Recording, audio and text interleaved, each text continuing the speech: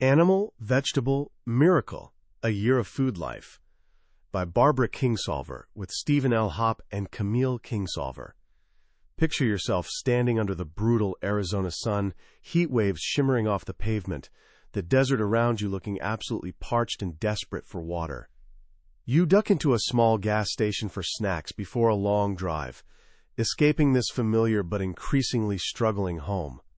Inside, blessed air conditioning hums as you browse the aisles. Then suddenly, the sky outside goes dark. Rain, actual rain, after nearly 200 days of drought. You mention it to the clerk, something about how wonderful it is, how desperately they need it. She frowns hard. "It better not," she says firmly.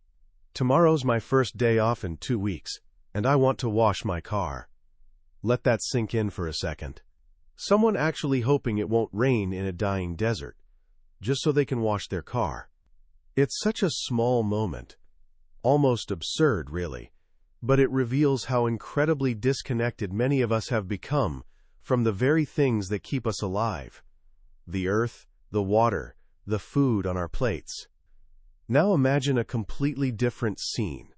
A few days later, after driving across the country, that same family sits in a cozy diner tucked into the green hills of Appalachia.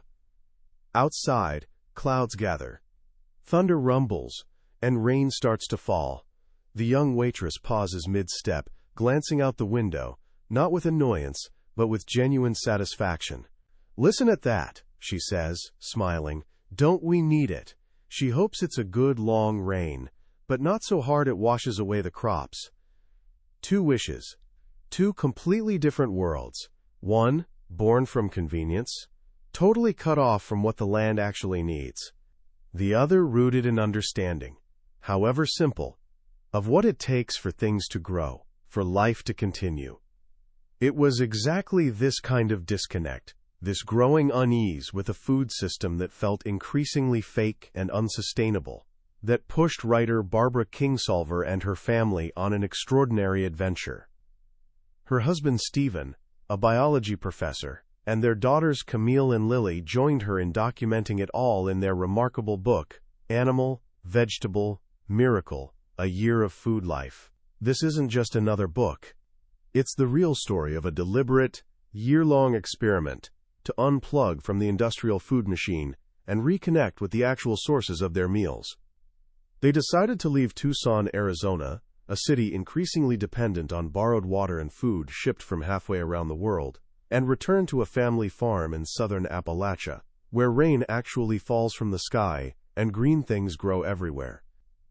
Their challenge? For 1 full year, eat only food grown in their own garden, raised by themselves or sourced from their immediate neighbors and county. No bananas flown in from Ecuador. No strawberries trucked from California in January. No ingredients with mysterious origins and carbon footprints the size of a small country. It was a radical move in a world where the average food item travels 1,500 miles just to reach our plates. Animal, Vegetable, Miracle, first published in 2007, became an instant phenomenon, striking a chord with millions who felt that same longing for something real and authentic in their relationship with food. It sold millions of copies and has been translated worldwide, inspiring countless people to look at their dinner plates, and the world itself, in a completely new way. Barbara Kingsolver, already celebrated for novels like The Poisonwood Bible, brought her signature blend of beautiful prose, sharp observation, and deep empathy to this nonfiction account. Joined by her husband Stephen Hopp, who provides fascinating scientific sidebars, and her daughter Camille, offering recipes and a younger perspective, the book becomes this rich, multi-layered family narrative. What does it truly mean to eat locally? Is it even possible? Is it all deprivation, or could it actually be a richer way of living? Stick with me, and over the next little while, we'll explore the Kingsolver family's adventure. We'll uncover the surprising joys, the steep learning curves, and the profound lessons they learned during their year of eating close to home. You'll discover not just what they ate in January, but why their journey matters more today than ever before. This isn't just about food. It's about connection, community, and finding our place in the natural world. Our story begins as many great journeys do, with a departure. Barbara Kingsolver and her family weren't just moving houses. They were completely changing their entire way of life. Leaving behind the sun-baked beauty and mounting unsustainability of Tucson, Arizona, they set their sights on a piece of land Stephen had owned for years in the southern Appalachians. It wasn't just a return to family roots for Barbara. It was a conscious choice to live in a place that could, quite literally, feed them. Tucson, like so many modern cities, had become this marvel of convenience, offering everything human culture could devise, except, ironically, the actual means of survival. Its food arrived in refrigerated trucks from distant lands, its water pumped from dwindling ancient aquifers, or piped across deserts from rivers shrinking under the weight of human demand. Living there felt increasingly like living on borrowed time, on borrowed resources.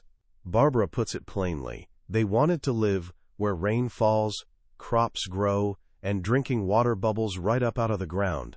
A seemingly simple desire, yet completely countercultural in an age of globalized everything.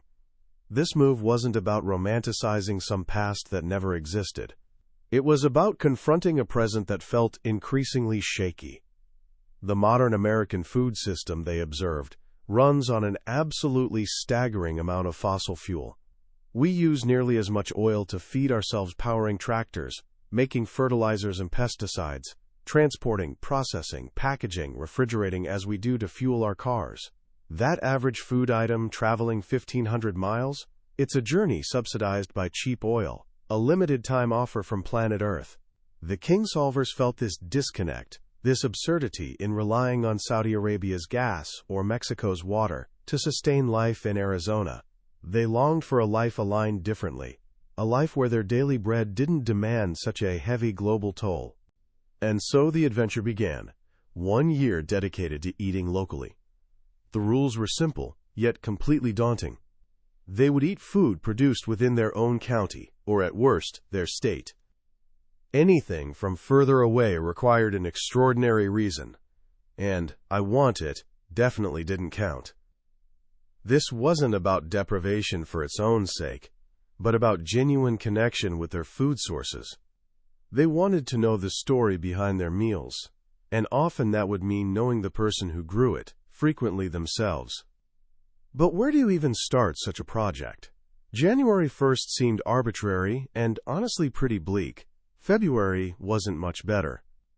They decided to align their start with the growing season itself, waiting for that first, much-anticipated sign of cultivated life emerging from the warming soil. They were waiting for asparagus. Asparagus, Barbara tells us, is a special creature. A perennial, unlike most of our annual vegetables. It stores energy in its roots over winter, ready to send up those eager green spears at the first hint of spring. It's the vegetable prize for patience, requiring 3 years from planting before you can even begin to harvest.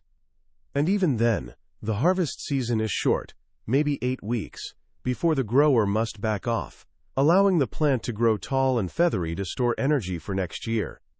Its very life cycle screams seasonality. Seeing asparagus in the supermarket in October means it's traveled a long, flavor-killing journey. True appreciation, the Kingsolvers suggest, lies in savoring it intensely during its fleeting season, and then letting it go. This waiting, this anticipation became a central theme. In our modern culture, we've grown totally accustomed to having everything, always. We can buy strawberries in January, tomatoes in March, asparagus year-round. But this constant availability comes at a serious cost, not just in fossil fuels, but in flavor, and perhaps in appreciation. Waiting for food to come into season means tasting it at its absolute peak.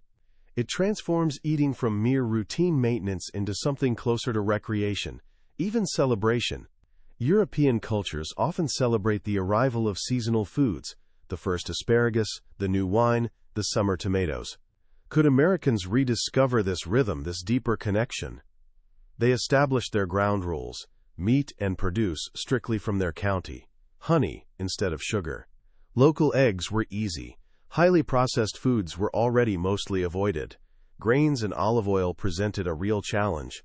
Olives don't exactly grow in Appalachia, and local mills often sourced wheat from other states.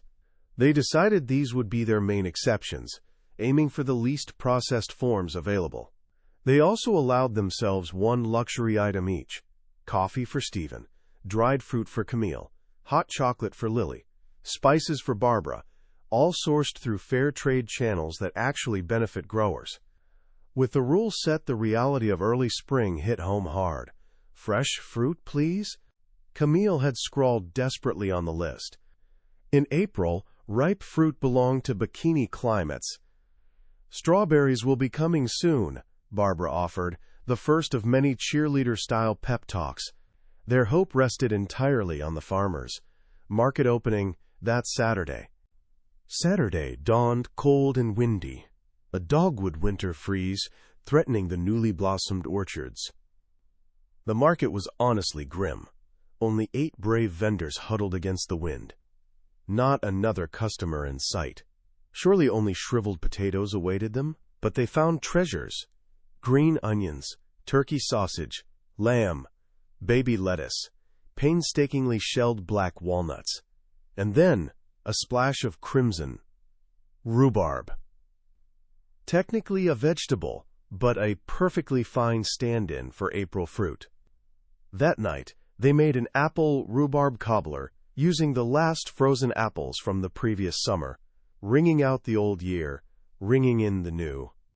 The simple act of showing up, of committing to the local pledge even when it was cold and inconvenient, yielded unexpected treasures and reinforced their determination. As spring deepened, the family dove headfirst into the heart of growing their own food. Their Appalachian farm, nestled in a hollow, presented real challenges: mostly steep slopes and limited direct sunlight. Their solution was pretty ingenious: 2 long terraces carved into the south-facing mountainside, enriched year after year with compost and cover crops, gradually becoming the fertile ground for their sustenance. Barbara's love affair with seed catalogs in January speaks to the allure of variety, the sheer poetry of names like Moon and Stars watermelon or Collective Farmwoman melon. This led them to embrace heirloom vegetables, open-pollinated varieties passed down through generations, saved for flavor, resilience, and history. These stand in stark contrast to modern hybrid seeds, designed for uniformity, mechanized harvest, and long-distance travel, often completely sacrificing taste in the process. Even more troubling is genetic modification, technology controlled by just a handful of corporations, often designed to make crops dependent on specific chemicals, or even genetically sterile terminator genes, to force farmers to buy seeds every single year. The rise of industrial agriculture, particularly after World War II, fundamentally reshaped the American landscape and diet. Ammonium nitrate, once used for making bombs, became cheap fertilizer, leading to explosive growth in corn and soybean yields. Government policies shifted dramatically, favoring these commodity crops, transforming them from actual food into standardized raw materials for an extractive industry. Corn and soybeans became the hidden ingredients in thousands of products: high-fructose corn syrup, hydrogenated oils, lecithin, maltodextrin. Even the meat from animals raised in concentrated animal feeding operations, or CAFOs, fed completely unnatural diets of cheap corn. This system produced a massive surplus of calories, 700 more per person per day than in 1980. And the food industry, Barbara points out with chilling clarity, figured out exactly how to get those unwanted calories into our bodies through supersized portions, relentless marketing especially aimed at kids, and the exploitation of our natural craving for fats and sugar. The result? An epidemic of obesity and diet-related diseases, a nation with, as Kingsolver puts it, an eating disorder. Other cultures, she observes, maintain much stronger food traditions, codes of survival, health, and control of excess, rooted in place and history. Italy, France, Japan, these places have ancient connections between land and diet. The United States, by contrast, lacks any unified food culture. leaving us vulnerable to fad diets and the manipulations of the food industry. We've lost the intuitive knowledge our grandparents had about seasonality, preservation, and living well on what the land provides. We don't know beans about beans, literally. Barbara shares humorous, yet honestly sad stories, like the friend who never knew a potato had a plant part, or young Malcolm who guessed spaghetti might be a root vegetable, illustrating this profound disconnect. But the Kingsolvers' project wasn't just about pointing fingers. It was about actively seeking a solution, building their own food culture rooted in their Appalachian place. This involved not just gardening, but raising animals. Lily, the youngest daughter, embraced this with real entrepreneurial energy, starting her own Lovely Layers egg business. Her journey from loving her chickens as much as her mother, or maybe 6/7 as much, to pragmatically deciding we'll only kill the mean ones, to fund a horse illustrates the complex, sometimes uncomfortable, realities of farming life. The family also decided to raise turkeys, but not the standard broad-breasted white, that genetically limited, industrially bred bird incapable of natural mating or even surviving much past slaughter weight. They chose Bourbon Reds, a heritage breed, joining a movement to preserve the genetic diversity and hardier traits of older livestock varieties. Raising these birds brought them face to face with the cycle of life and death in a way that buying shrink-wrapped meat at the supermarket never could. Harvest Day wasn't easy or pleasant, but it was honest, a direct participation in the process of sustenance. Kingsolver reflects thoughtfully on the ethics of eating meat, arguing against the hypocrisy of condemning animal harvest, while completely ignoring the deaths inherent in industrial crop production, pesticides, habitat loss. For her, the key is humane treatment, ensuring the animal has a genuinely good life before it becomes food. Their year unfolds following the rhythm of the vegetannual, that imaginary plant bearing all vegetables in their natural sequence. Spring brings the tender leaves and shoots, spinach, lettuce, asparagus, peas. Summer swells with fruits. First the small, tender ones like zucchini and green beans, then the ripe bounty of tomatoes, peppers, and eggplants, culminating in the heavy melons and hard-shelled winter squash. Autumn yields the root crops, potatoes, carrots, beets, onions, garlic, the stored energy for winter. Learning to eat seasonally meant embracing total abundance when it arrived. July brought zucchini larceny, the comical, overwhelming wave of summer squash that inspires neighbors to lock their car doors at church. August was life in a red state, completely dominated by the relentless tide of tomatoes, hundreds of pounds demanding canning, roasting, drying, turning into sauce. This intensive preservation work wasn't drudgery, though. It was an investment, creating real fast food for the winter months ahead. Canning parties became social events, connecting them to older traditions and ensuring their pantry held the taste of summer sunshine all through the cold months. They discovered the richness of their local food community. Farmers' markets became weekly rituals, not just for shopping, but for genuine connection. They learned about community-supported agriculture, or CSA, met farmers like Amy in Massachusetts, growing astonishing June tomatoes in soil-based greenhouses, and visited the Farmer's Diner in Vermont, a restaurant built entirely around locally sourced ingredients, truly embodying the principle of eating neighborly. Their trip to Italy offered a powerful contrast, a culture deeply, unapologetically rooted in its local terroir, where food is obsession, celebration, and identity all rolled into one. The Italian agriturismo, a farm-stay vacation centered completely around meals grown on-site, highlighted a profound respect for farmers and the connection between land and table. Back home, winter arrived, bringing the age-old question, what do you eat in January? The answer wasn't deprivation, but a shift in focus. The pantry, packed with the summer's preserved bounty, became their grocery store. Root vegetables, winter squash, dried beans, frozen pesto, canned tomatoes, local meats, and Lily's winter-laying hens provided plenty of good food. It required planning, sure, but the winter kitchen was actually relaxed compared to the absolute frenzy of summer harvest season. They learned that eating locally in winter is surprisingly easy, but the time to prepare for it is definitely August. As their year drew to a close, marked by the return of asparagus, they realized the experiment hadn't just changed their diet, it had changed them fundamentally.